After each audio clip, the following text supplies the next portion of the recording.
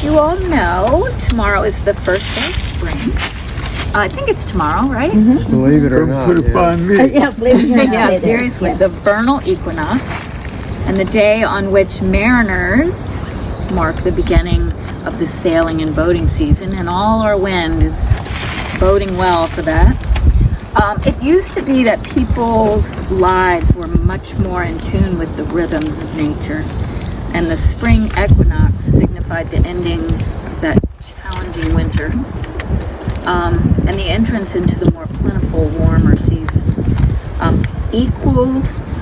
The equinox actually represents, as the Earth is following its path around the sun, it's the day when the axis is just perfect so that we have a 12-hour day and a 12-hour night. We're in that exact spot. Is that tomorrow?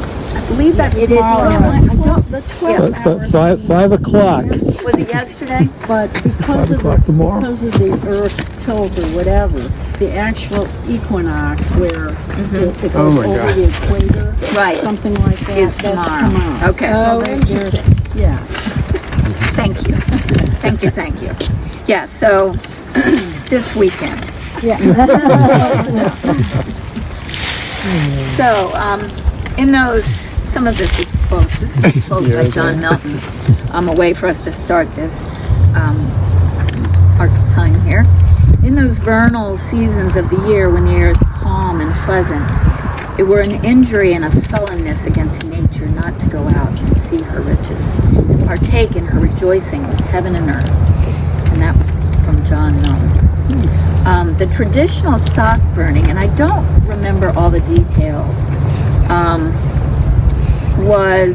I believe it was initiated in Annapolis.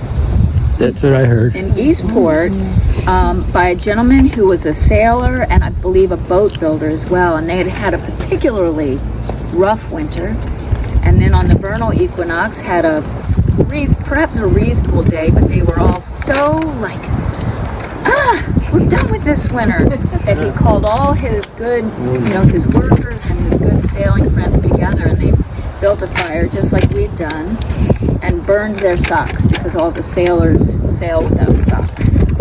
And so that's how the tradition began. And it also helped to get rid of all the filthy socks that they hadn't washed all winter long. Yeah. So our second reading is called The Womb of Stars, and then we'll do our 4 points compass. You know what? We all have this one. Do we all have the Womb of the Stars on our papers? No? Okay.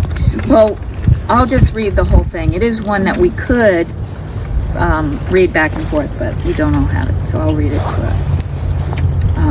The womb of stars embraces us. Remnants of their fiery furnaces pulse through our veins. We are the stars, the dust of the explosions cast across space. We are the earth. We breathe and live in the breath of ancient plants and beasts. Their cells nourish the soil. We build our communities in their harvest of gifts. Our fingers trace the curves carved in clay and stone by forebears unknown to us. We are a part of the great circle of humanity, gathered around the fire and the hearth. We gather anew this day to celebrate our common heritage. May we recall in gratitude all that is given us Earth. In an effort to please Neptune, the Roman god of the sea, and Poseidon, the Greek god of the sea, in the hope that we may be blessed with a glorious spring and a safe and smooth sailing season. Do we all sail? Anyone sail? I used to, William. If I start next week, I'll be very happy. Unlikely. Well, we all cross the bridge. Yeah. That's for sure. And live near the bay. Those who can and will, take your socks and cast them into the flames. Okay. I Here, you can help me count. Might Got be big naked. hole. Go ahead. And I remember last year, this got very chemically, this smell. Because the socks aren't always wool and cotton anymore. No, you're doing it the right way. You're actually taking your socks off. All right. My socks with the biggest holes I could find. I was gonna darn them, but Wow, oh, that, look at, I can feel it. Yeah, Made a feels difference, good now. doesn't it? Yeah. Any more to burn? Everybody take their socks off. Why did those people take their socks off? Because they were stinky in the winter, yeah, they wore them all winter. and they were stinky, and they wanted to be Oh. sailors with no socks. Oh, okay. And the sailors either wear flip flops or they wear boat shoes. We don't generally wear socks. Yeah. Oh, We wear boat okay. shoes. Getting too So, hot. so now we have 4 readers who are gonna read the 4 points of the compass. We have a reading for each point, and we're going to follow them in their reading. So we're gonna start with the spirit of the east, which will point this way. So we're all gonna face this way as the spirit of the east shares a reading with us.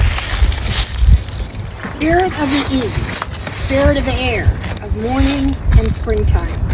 Be with us as the sun rises, in times of beginning, times of planting.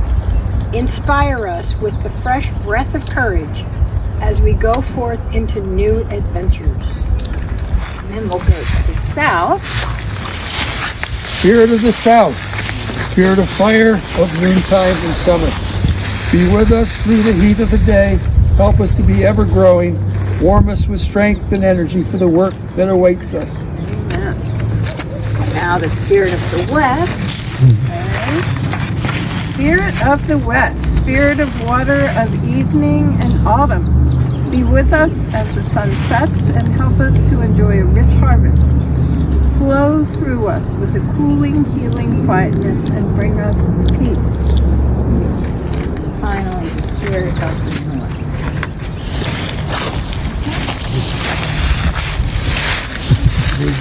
Eyes will fill up from smoke.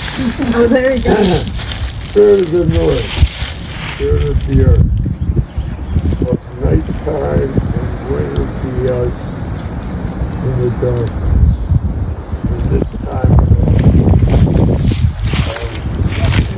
vexation, round us changing season as we celebrate the spiritual journey of our lives.